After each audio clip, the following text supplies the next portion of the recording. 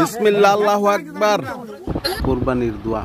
إني وجهت وجهي للذي فطر السماوات والأرض حنيفا وما أنا من المشركين إن صلاتي ونسكي ومحياي ومماتي لله رب العالمين لا شريك له وبذلك أمرت وأنا أول المسلمين اللهم منك ولك بسم الله الله أكبر বিসমিল্লাহ, আল্লাহু আকবার।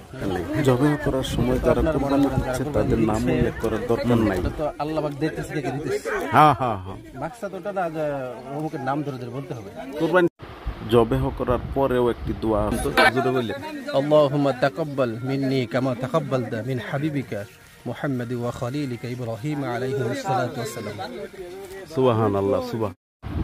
জবাই করার সময় পশুটির মাথা দক্ষিণ দিকে এবং পাগুলো পশ্চিম দিকে অর্থাৎ কেবলার দিকে থাকবে। মূল খাদ্যনালী বা শ্বাসনালী এবং পাশে দুটি রক, মোট 3টি রক কাটতে হবে। কি সুন্দর গ্রামের দৃশ্য দেখুন।